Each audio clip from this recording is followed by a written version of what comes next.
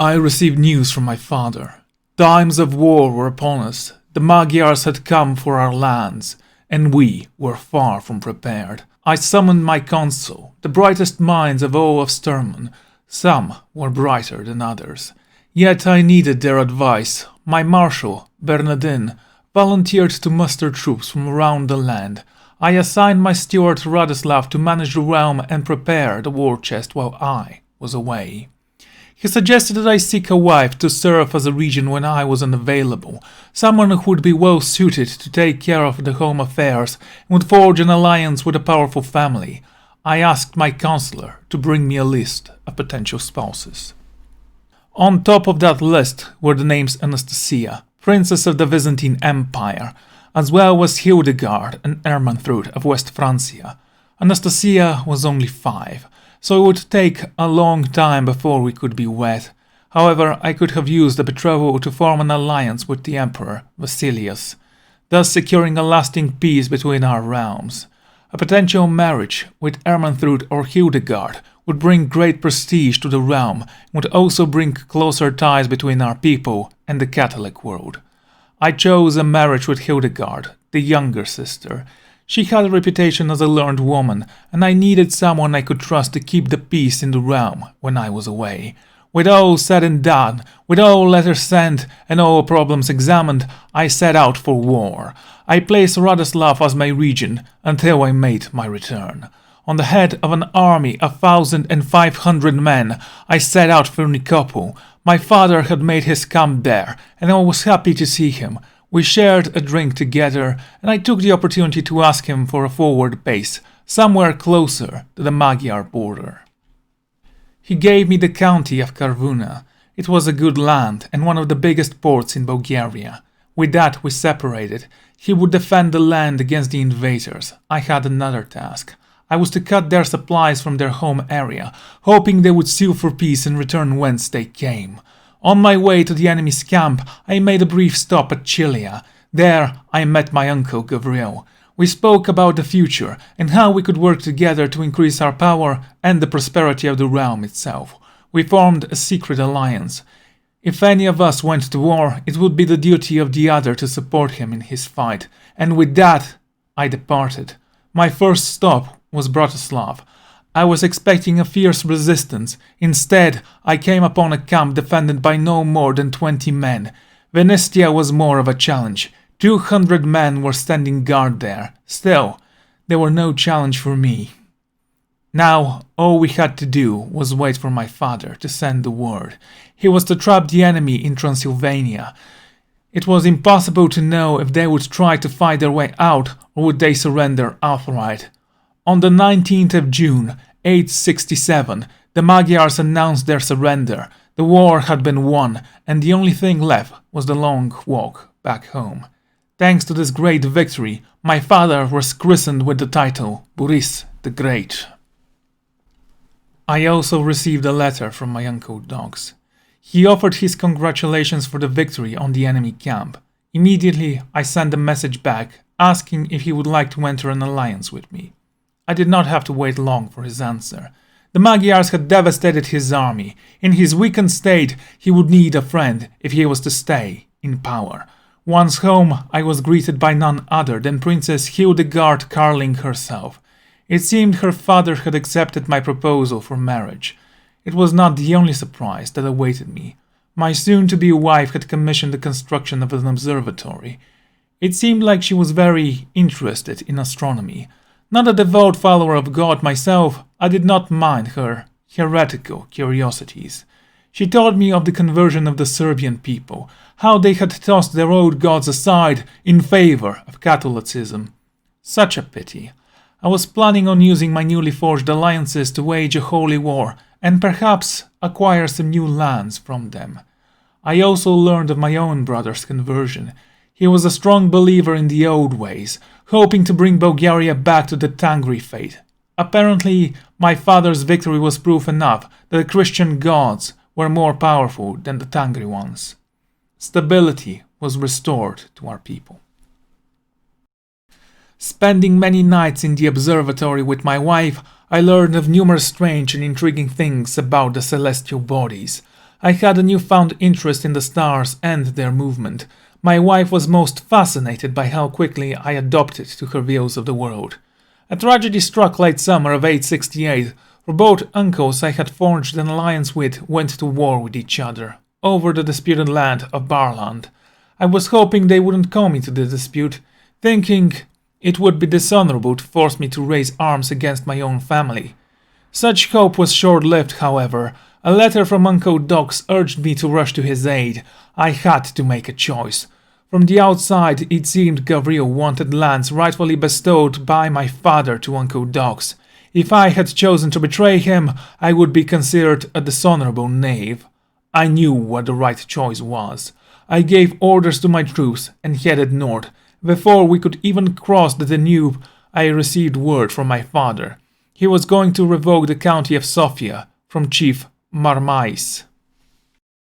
I headed home immediately. I had to prepare for the inevitable revolt. It was no surprise when Marmais sent his troops to Stermon. I would personally meet him there with my own army. The rough terrain was an excellent defensive ground. My soldiers stood firm, shields raised, while the enemy tried furiously to crush through. Our shield wall held. The enemy commander and I would clash in a personal duel, but only for a few seconds. I became painfully aware of my lack of dueling abilities when I almost lost my arm before one of my commanders rushed in and fought on my behalf. In the end, both sustained mortal wounds. That night I would mourn my fallen comrade, but for now there was battle to be won. The enemy soldiers shattered after their leader fell and tried to retreat. I gave my troops order not to give a chase. They wouldn't last long anyway. There was no reason to risk my own men. Some surrendered. I gave them a pardon, yet I would keep them imprisoned until the civil war was over.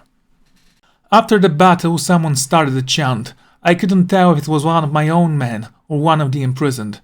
Hail Prince Simeon of Bulgaria, the kind. I adopted that name on the spot. It didn't sound too heroic.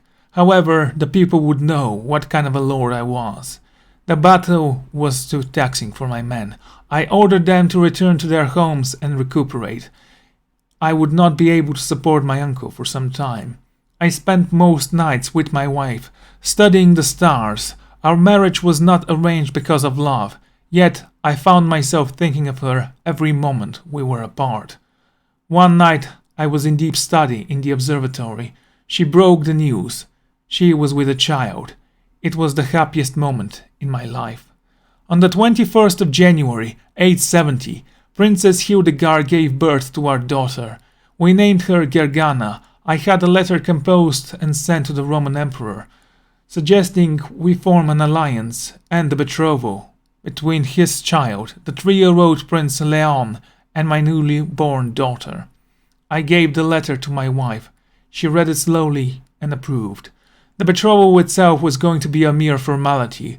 I needed an alliance, and my father would get a non-aggression pact with the Roman Empire.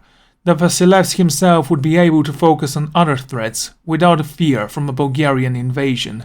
The dispute over Barland ended in favor of Duke Gavril that same year. I was quick to re-establish our alliance, for soon I would need his help. A huge civil war erupted in the Roman Empire in the year 871.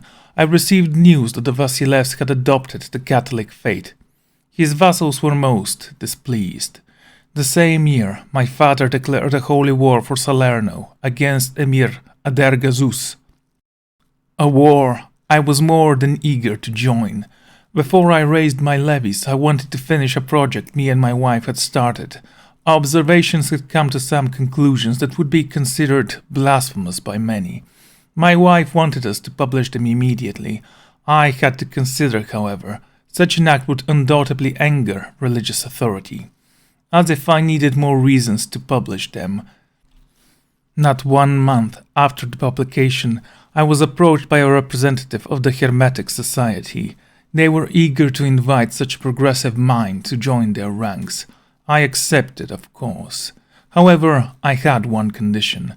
I would be allowed to take my wife as an apprentice. Ironically, once I was finally ready to depart for Italy, the Holy War was already over. I found that quite amusing. I decided to dedicate my efforts in gaining more eternal power. I needed a claim on my brother's lands. I dedicated a great amount of resources to spread the word of my kind character, hoping to win over most of the peasants. I also started researching warfare in hopes to gain skills in this particular school.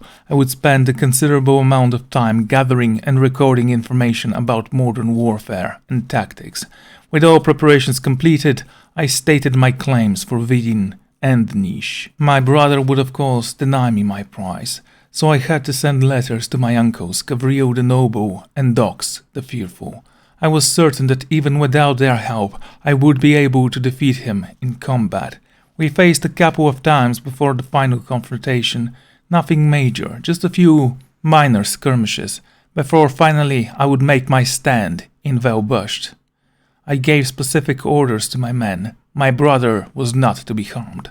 I would not have the title Kinslayer added to my name. As luck would have it, Vladimir was not even leading his army. He was in Turnovo, trying to convince my father to stop the fighting. I didn't know the name of the general leading his armies. He seemed experienced, however. Twice I tried to lure his forces into unfavorable terrain, and twice I have been denied.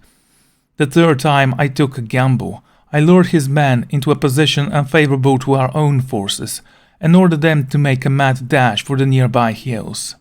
The enemy had the opportunity to attack or try to reach the position before us. Fortunate for me, he chose the latter. It seemed like he was winning the race. However, before he could reach the hills, a hidden group of light infantry jumped forward, and together we surrounded the enemy. It was a bloodbath. More than 900 enemy soldiers lost their lives.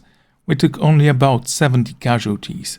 The day was ours, and now Niš and Vidin stood open before us.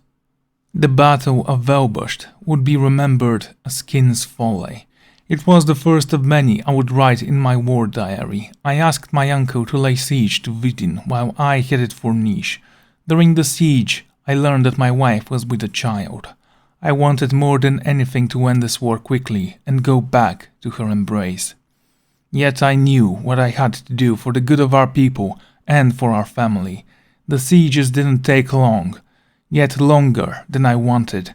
Once the towns offered their surrender, I rushed home, made it just in time for the birth of my second daughter. We named her Violetta. The civil war in the Roman Empire was over. The Vasilevs had lost, and with that our alliance shattered. The next few months were of peace. Our kingdom prospered. That is until war came to Bulgaria once again. My father declared war on Serbia on the 11th of October, 875.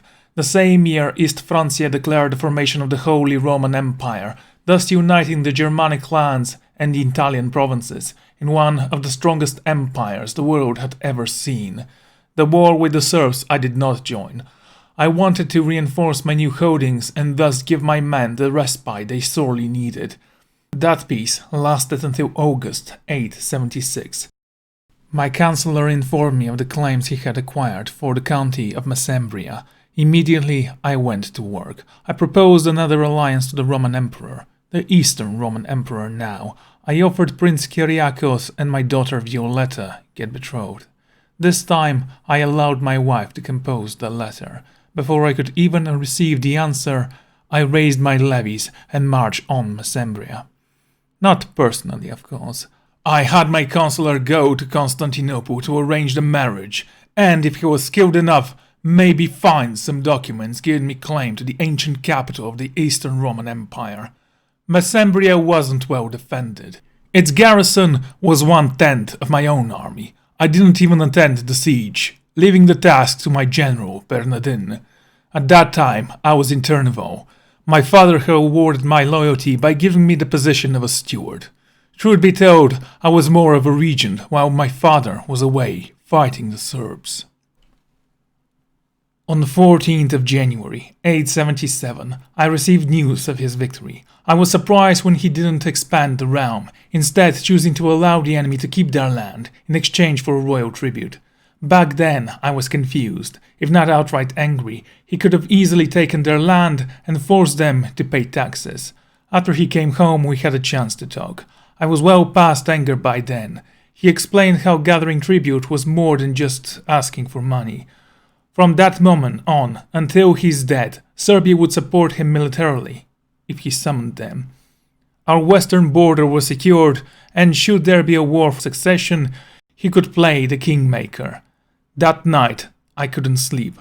I had to remember every piece of advice my father had given me and write it down in my war diary. In the year 877, on the 21st of January, my wife gave birth to our first son, Tomisław. The future of my realm was secured. March that same year, King Charles of West Francia passed away of an infection. We never signed an official alliance. However, with his passing, my wife now had a claim on West Francia. A claim I would unfortunately never pass. Peace reigned for 2 more years before my father finally declared war on Moldavia. This war I wanted to join. I gathered my forces and ordered them to head north. When we reached the enemy towns, we discovered them devastated. I could only conclude that the Magyars had visited them before we had arrived. Not much point in besieging the land. We simply walked in and demanded the surrender of the garrison. It was all it took for Moldavia to surrender to my father. The war officially ended on 18th of December 879.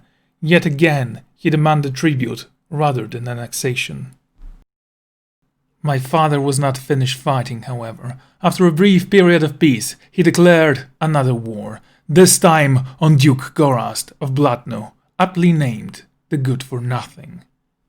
Again, I jumped into action. I was about to send my troops to my father's aid when I learned of my wife's sickness. She was pregnant as well, so I couldn't just leave her in time of need. I stayed by her side every day of her pregnancy. She gave birth to our third daughter. On the 21st of May, 881, I named the child Alexandra. My wife did not wake after the birth. She stayed comatose for 3 weeks before she finally could open her eyes. Unfortunately, I couldn't stay with her for long. I still had my duty to the realm. My father didn't find anyone to replace me as a steward while I was away. One dark and stormy night, my father received an ultimatum from no less than 5 powerful lords. He would increase the power of the council, or he would risk a civil war. I stood by my father, begging him not to give in to their demands. However, at this point, he was too afraid to allow for a civil war to ravage the lands while our enemies were gathering strength. He conceded to their demands and announced his decision the following day. I viewed that as pure betrayal, yet I knew my father well. He would put the good of the realm before his personal pride. He was a good man.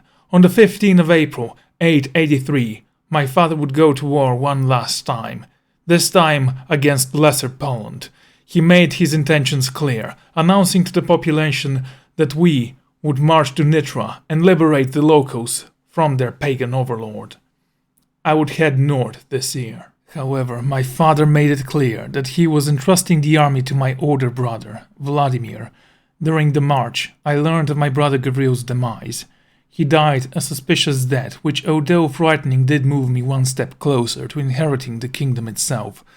No doubt, people would suspect me of foul play, and yet I would not stoop so low as to kill my own brother, for personal gain no less. My father had taught me better than this. Despite my father's wishes to teach Vladimir of warfare, I took charge of the attack in Poland. Vladimir was too indecisive. I, however, had complete confidence in both my men and my abilities. The war ended quickly, adding another chapter in my war diary about lightning strikes and the benefits of threatening the war leader's home to force him to act irrationally. I barely got home when I learned of my father's death.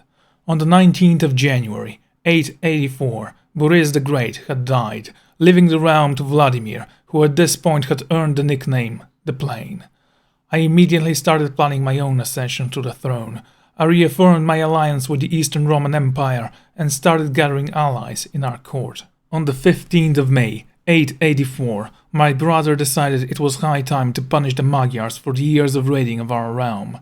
It was one of the biggest battles I had ever seen. It took a whole month to push them away. That was the first and last great victory my brother would ever have. It was a victory won by sheer numbers, and it was a lesson I would learn for the future. On the 3rd of October, 884, the Eastern Roman Empire went to war against Abkhazia. It was just a few weeks before I stated my own claim for Bulgaria. I didn't want to risk the Vastilevs dying and taking our alliance with him before I had the official support of his empire for my own claim. I gathered my forces in Simeon and Mesembria. I needed a way to consolidate my army before Vladimir could pick us apart. I managed to gather them around the mountains of Sofia. After we besieged the city, I would deploy my troops in Vestibus, a battlefield all too familiar for me and for my brother.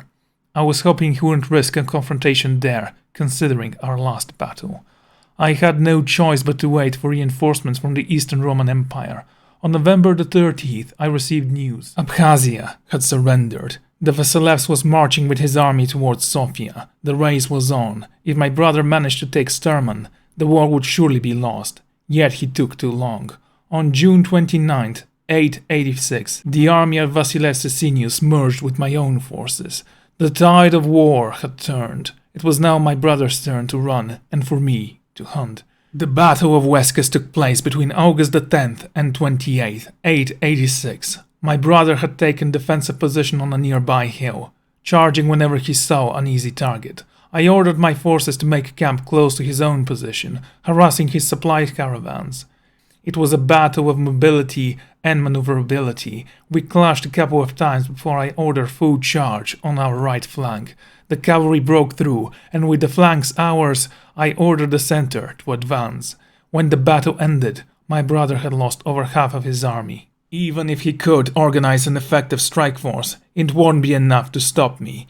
We quickly rushed Nikopol and started liberating my land. Passing through every town, I made a brief stop, demanding the population to acknowledge me as their rightful king.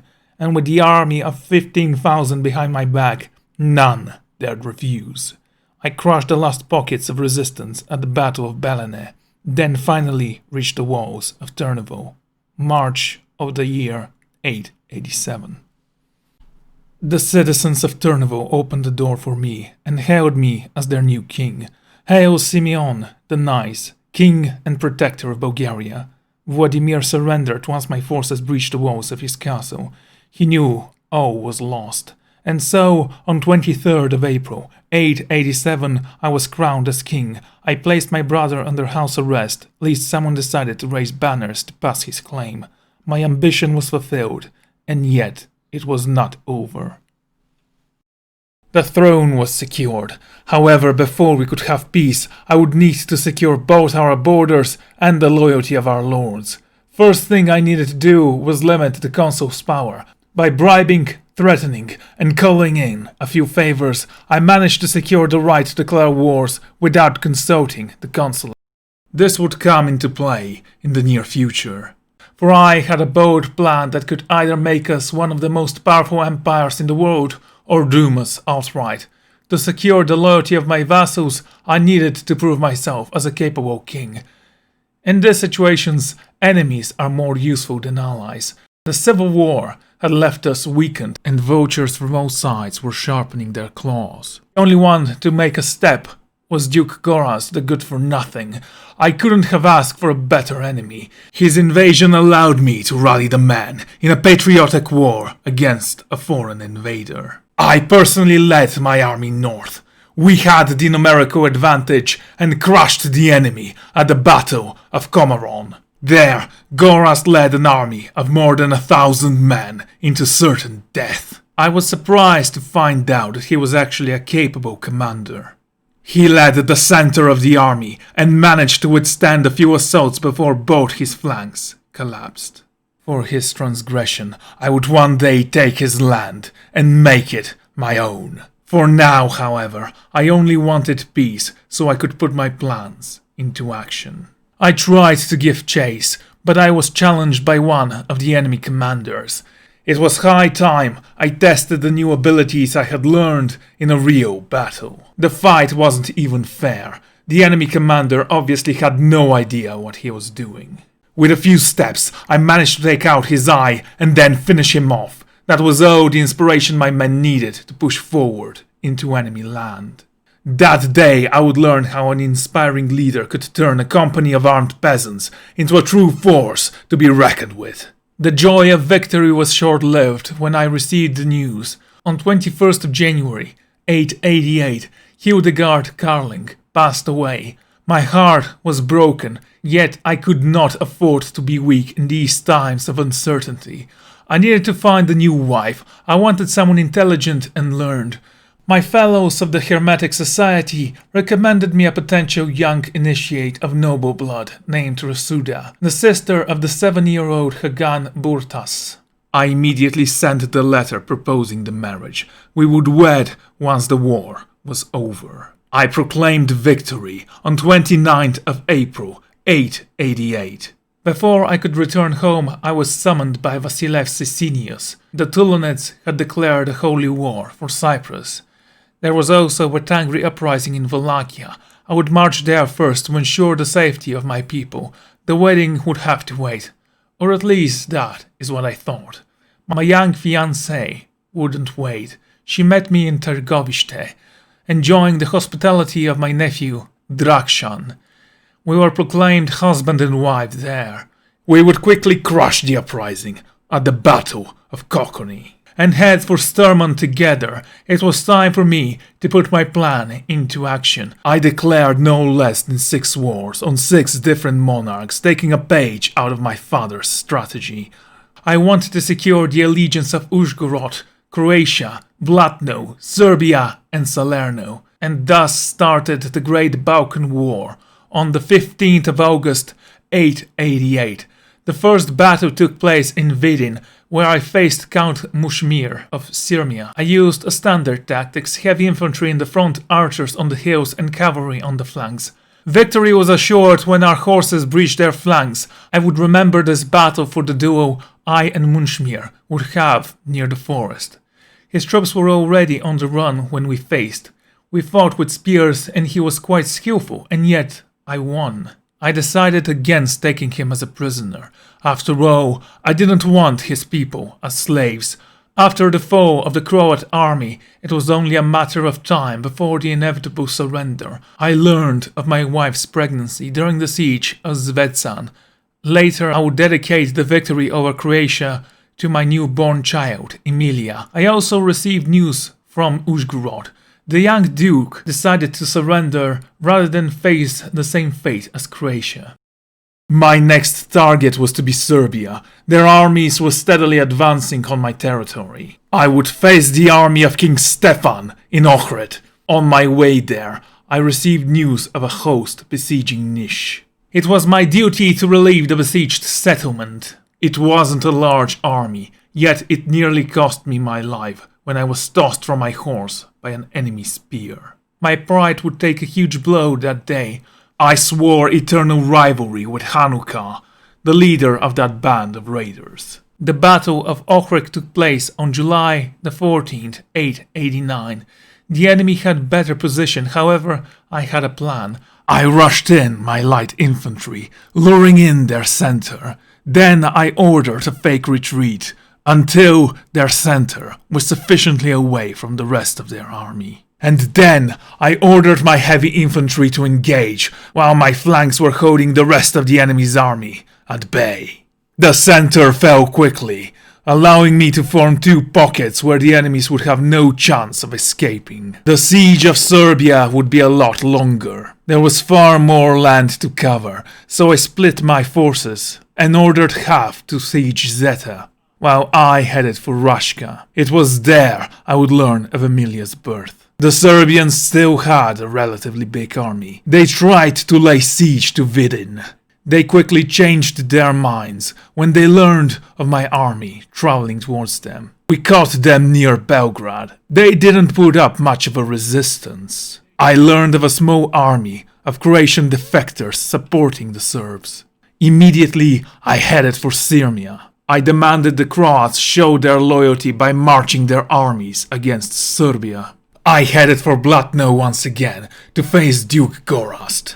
The war in Blatno ended quickly. Their army still hadn't recovered from our last clash, and after a quick battle in Somod, they would pledge their fealty to me. The war in Serbia would end just as quickly once the Eastern Roman Empire's armies reached the shores of Zeta. One last enemy remained.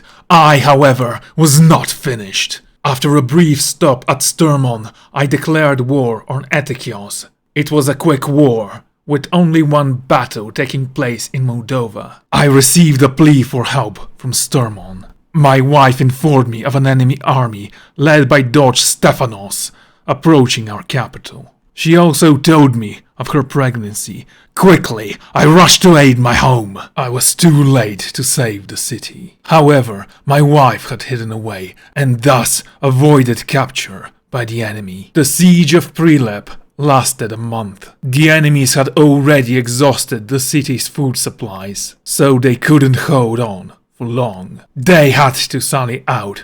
Unfortunate for them, my men were hungry for vengeance. Out of the 3,000 men Stephanos had brought with him, only 300 returned to Italy. I received a letter from Vasiles Sisinios. He would focus on his own war, therefore he would be unable to support my own conquest any further. I sent a reply telling him I would stay in the Balkans until at last the realm was stabilized. I took the opportunity to assign a new consul for the following year. I would use men completely loyal to me to demolish the power my dukes enacted during my father's reign. And so I proceeded to Italy. It is there that I would learn of the birth of Christina, my 5th daughter. It was during the siege of Neapel I would receive a letter from Vasilev Sisinios. He accused me of cowardice and treachery, breaking down the alliance we had formed so long ago. I couldn't help but smile. All was proceeding according to plan, with the added benefit of the Vasilevs breaking down the alliance with me and thus giving me the higher ground when the inevitable clash with Constantinople takes place. And with the fall of Neapel, the Great Balkan War was over. Bulgaria now stood as the undisputed titan on the Balkans. On the 23rd of June, 893, I declared a holy war for Moldova. It was the final piece of the puzzle I needed to proclaim my new empire. It was a strange war, with no major battles. I simply went around the enemy's army and laid siege on their holdings. Once most of them surrendered, I proclaimed victory and added Moldova to my kingdom. To secure my empire, however, I would need to change the succession law. To do so would require me to gain the approval of all my vassals. I knew that Vladimir would never accept this proposal. My son, Tomislav, had come of age, and I assigned him the county of Iasi. I also wanted to give him the lordship of Suceava and Presechin, yet the game would not allow me to. The lords would object. I gave Presechin to Duchess Teresa of Bessarabia, the daughter of my late uncle Gavril, and Suceava would go to Duke Kauyan of Transylvania, the son of Uncle Dox. I declared a war on the Duchy of Galich. I wanted to know how many men can my new ally spare in times of need. The combined forces of all my tributes would make up an army of over 5,000 men. My own forces on full straight would be around 7,000. It was more than enough to challenge the Vasiles and his forces. It would take a long time for my nation to recover after the constant wars. I was determined, however. I would not rest until I have complete dominance over the Balkans, and Constantinople was within my grasp. I allowed my allies to take charge of the war, while my own people recovered, at least a little. I sent new orders to the armies. I pulled the Lesser Poland into the war and ordered them to take that as well. My lords have had enough. They demanded the return of the policy of restricted war declaration, which would give them the right to vote on any new wars I wanted to wage. Swiftly, I wrote back that anyone who dares to raise banners against me would be considered a traitor. All their lands would be forfeit and their families banished. In the end, only 2 dukes rose, Duke Soimir of Ohrid and Burio the Unsleeping of Montenia, my nephews. They knew me better than the rest. I would not weaken my own family by banishing them from the realm. Yet I needed to make an example for anyone who would stand against me. The Second Bulgarian Civil War started on June the 3rd, 895. I had a small numerical disadvantage and would need my allies before boldly moving in to secure the revolting states. I sent a small detachment to take charge of the allied army. I ordered them not to return home before achieving victory in the north. The war for North Carpathia ended on 15th of February, 896, adding 1,000 more men to my Slavic alliance. I didn't wait for my allies to cross the Danube. The enemy had captured the fort of Vestibus and were uncomfortably close to Stermon. I rushed in and started my own siege. The enemy had left a small garrison and marched north to cut us off from our allies. When they heard that I had besieged Vestibus, they turned around and marched towards us. Unbeknownst to them, I had ordered my own troops to build an outer wall for just such an occurrence. Once they entered the region, they quickly had to move in, before the rest of my forces could join in the fight, and surrounded them completely. The rest of my units had just crossed the Danube. The Battle of Vestibus took place on May the 1st, 896. The enemy decided to use overwhelming numbers to breach through the wall in multiple places. I had gathered all my forces in the center, leaving our flanks exposed. Yet I spearheaded straight through Beril's lines, shattering his forces, then turned to the right flank, where Simeon's forces were. I suffered quite a lot of losses before finally breaking his flank as well. Then I used all the forces I had to rush in and surround the last flank, killing about 1,000 men in one flawless strike before the entire army could even rout. I dare say this was one of the proudest moments in my life. The enemy still had about 2,000 men left. I, however, was no longer on the back foot. I sent a message to my allies of my victory and ordered them to wait for me at Craiova. Together we will march on Târgoviște, where we would finally put an end to this war. We met the enemy forces at the Battle of Turnu. It was a swift victory, but rather than proceeding to Târgoviște, I decided to give chase. After just one more battle, the enemy surrendered. I decided to decimate the enemy's army. I genuinely thought that would make people more hesitant to raise weapons against their king. I would lead one of every 10 men to Stermon, where they would be publicly hanged. My nephews would be the first ones to suffer my wrath. When I reached Stermon, me and my wife would put up quite the show. I ordered knobs to be placed around my nephews' necks. Behind them, I ordered all men they have led into battle against me be placed on a platform, awaiting their turn. Before I could give the order, my wife would beg me not to kill my own kinsmen in front of the entire court. In the end, I decided to let them all go. I kept my nephews as guests until I could collect the appropriate reparations for the war. I also received news of my mother's passing on November the 20th, 896. Just a few months later, my brother Vladimir would die in his tower. On June the 9th, 897, Duchess Rusica, the only legitimate daughter of my late brother Vladimir, passed away of camp fever. The succession laws were so broken at that point that her lands would pass to Mihail, the same nephew who just a year ago rose up in rebellion. My wife would give birth to my second son on July 28, 897. I decided we should name him Mihail. Peace lasted until March the 5th, 898, when I decided it was time for Epirus to join our alliance. We met their armies in Ohrid. Their forces were more disciplined than most. However, after a few clashes, I ordered my archers to close in the distance and ordered my cavalry to stand on their flanks, just in case the enemy made a move.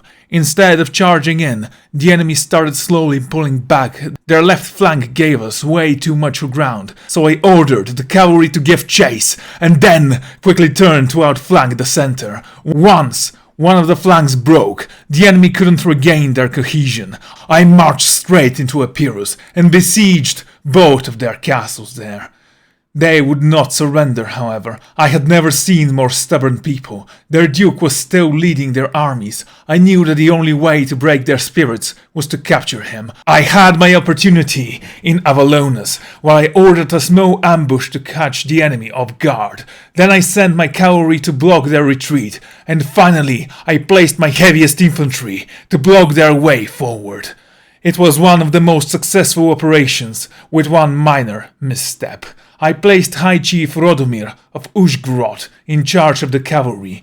That on itself wasn't a mistake. However, once the Aperian army found itself ambushed, it desperately tried to break free. The battle was so fierce that Radomir couldn't organize a proper defense before Duke Predgrad was upon him.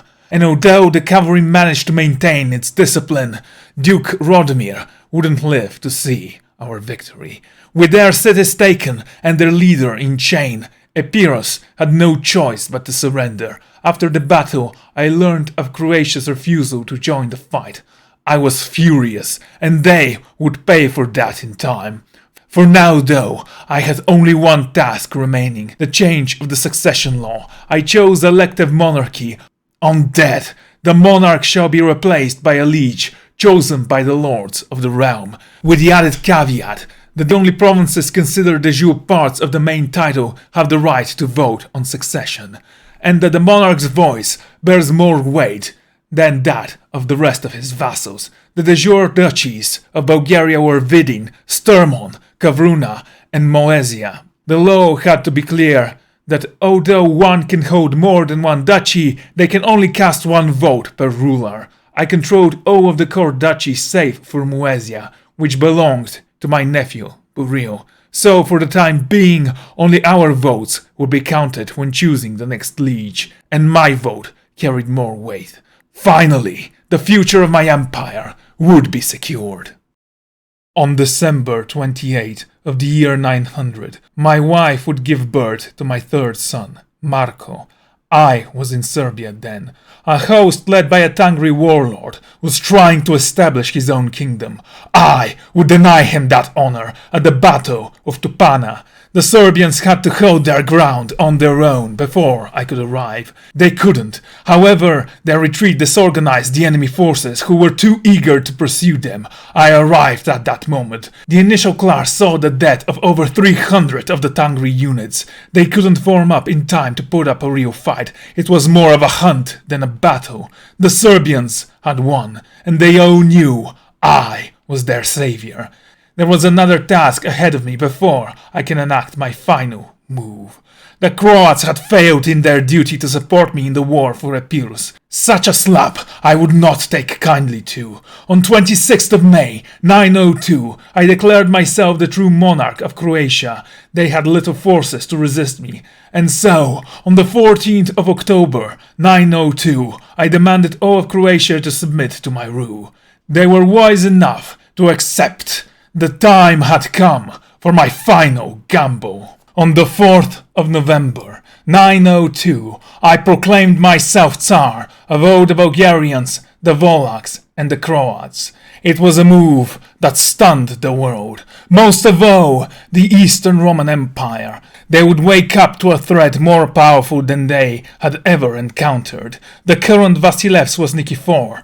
He knew that if he allowed my ascension, it would spell doom for his own empire. He denounced my title, naming me a pretender, just as I had hoped.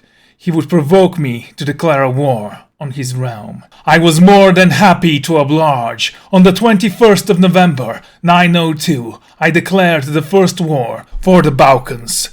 History would remember it as the Thracian War. I quickly summoned all the allies I had gathered throughout the years, the Slavic Alliance, as I called them. I demanded at least 1,000 troops from all of them. The symbolism wasn't lost on anyone.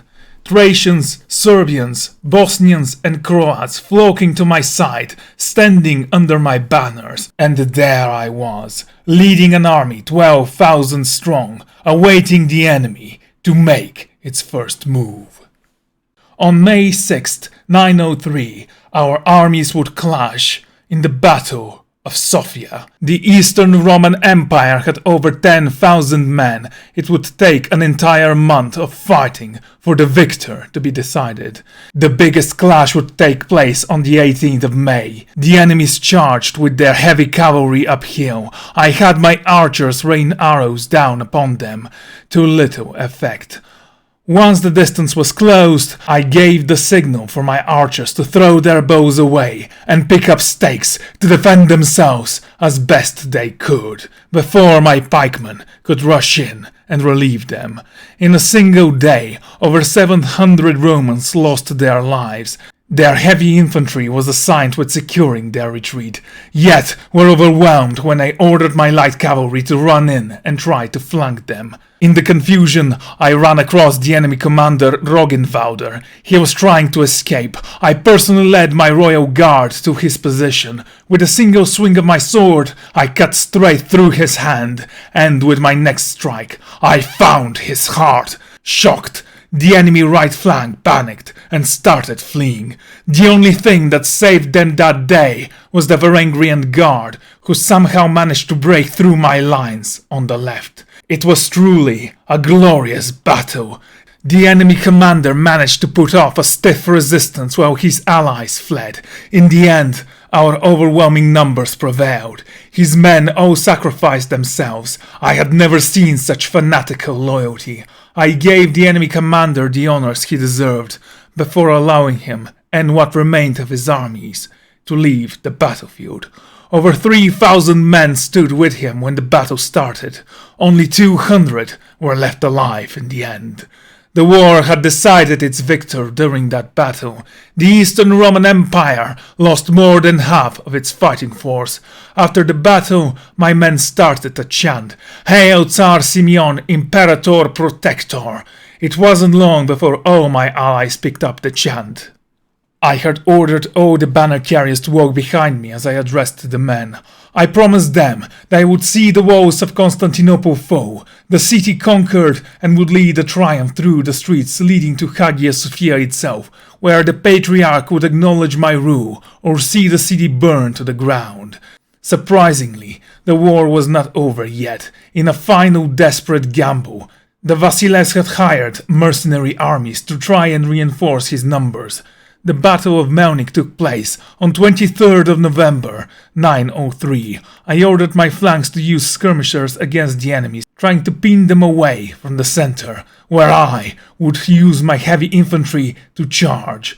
The initial clash saw the death of 500 enemy soldiers. I continued the push until the enemy commander broke and fled. His men followed shortly after.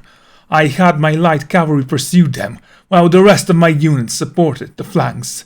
Seeing this, my commander decided to order a charge with his own cavalry right into the enemy's spear wall. I had to rush in to save his skin. It was supposed to be an easy victory. Instead, we lost 2,000 men. It was less than the enemy, yet I would chastise my commander after the battle. There was a third clash with the Romans on March 25th, 904, at the Battle of Prilep. This time, there were no mistakes. We lured the enemy commander into a trap where his forces would be vulnerable to arrow fire. The center tried to push in, where the rest of his troops were desperately trying to return fire, to no avail. In the end, I managed to capture 3 of the enemy commanders, leaving the enemy with no more than 2,000 men. I sent my ultimatum to the Vasilevs. Then I marched my men to Solon and pillaged the city. I threatened to do the same to Constantinople if he did not surrender. On the 12th of June, 904, the war for Thrace was over. The Vasilevs agreed to all my demands, including the surrender of Constantinople itself. That truly did surprise me at first. But later, I learned that the Vasilevs was pressured to sign the peace by his own lords, or they would proclaim me the new Vasilevs of the Eastern Roman Empire. That was something I didn't even dare to dream about. Immediately, I went to work, distributing my newly conquered lands. Solon I gave to Blahoslav, the bastard son of Duke Gorazd of Blatno. He swore to acknowledge me as his Tsar If I proclaimed him Duke of Blatno, Odrin and Thrace I gave to my son Burial, and finally Constantinople I kept for myself.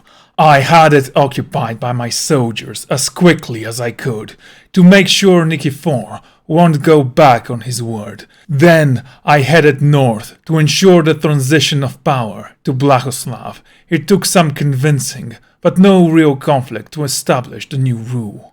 Finally, I would have my triumph on the 3rd of March, 905. We had constructed a huge camp outside the gates of Constantinople. I had the garrison maintain order until the parade was complete. Bulgarian banners were flying over the gates, and at the end of the parade, at the entrance of Hagia Sophia, the ecumenical patriarch would await me with a crown to place upon my hand and give me his blessing. It was a magnificent event, and I dare say the greatest moment of my life. My royal guard was the first to cross the gates of Constantinople. They would drag with them huge wagons carrying paintings and statues, depicting my conquests and showing off the cultures of all the people living in my realm, ending, of course, with the depictions of the similarities Bulgaria shared with the Roman Empire. Then came the murals depicting all the major battles that led to this moment. I had the Varangian Guard carry a painting depicting the last stand at the Battle of Sofia, followed by a painting showing Romans and Bulgarians standing together against the Umayyads during the siege of Constantinople in 717. Finally, I had commissioned a mural depicting the Roman and Bulgarians standing side by side, leading an army of Serbs, Croats, Bosnians and Wallachians, and above them stood the cross of the Orthodox Church. It was my time to make an entrance. I was standing on a chariot decorated by holy cross and icons depicting the Holy Mother and Son. The chariot itself was pulled by 4 white horses. In my left hand, I carried a golden scepter with a sphere and a cross. In my right hand, I carried a golden sword, magnificently decorated with jewelry and ivory. And finally, the army made its entrance, thousands of soldiers marching in 2 lines, carrying the symbols of Bulgaria and Constantinople. I had my oldest son, Tomislav, leading the army. Along him walked the Bulgarian patriarch, Dominic, carrying a huge cross, blessing the crowds with holy water as he passed by. Walking side by side, Bulgarians and Romans were repeating the verses from the Holy Scriptures quoted by Dominic. Behind them followed the flags of every allied army that fought on my side during the war. On head of each army stood their respective leader. The Serbians were by far the most numerous. They were led by King Vuk. He was accompanied by Bishop Martin, who was carrying the Catholic cross and singing holy songs to inspire the men. I had Duke Blagoslav lead the Croatian army, recently converted to the Orthodox faith. He had allowed his men to march behind the Catholic cross, and at last Duke Predgrad was leading the army of Epirus. I had them march alongside the Italian units from Salerno, led by my nephew, Simeon. The chariot stopped at the entrance of Hagia Sophia. I stood quietly before Patriarch Maximus II, as he gave me his blessings and bathed me in holy water. My son made his way to us and bowed his head. I handed him the golden sword and gave the holy scepter to Dominic. Patriarch Maximus walked inside, and I followed him. All the lords of the realm who weren't part of the parade were waiting for us inside. His words would forever ring in my ears. This moment would always remain in my memory, the conclusion of 30 years of careful planning. Finally, I stood before God, ready to receive my reward. I could barely breathe in the last moments of anticipation. Through the cacophony of chants and holy songs, I could only hear my own thoughts. Engraved deep within my mind was the whisper, "The golden age has come to Bulgaria." And then he spoke.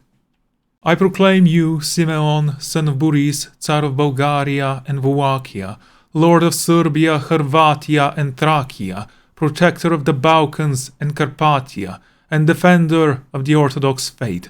I charge you with leading the faithful and protecting the innocent. I charge you with spreading the word of the Holy Lord and enlightening the ignorant. In the name of the Father, the Son, and the Holy Spirit, I proclaim you, Tsar Simeon, the wise and powerful. O hail Tsar Simeon, the warrior philosopher! Blessed be his name and his deed." And so it was done.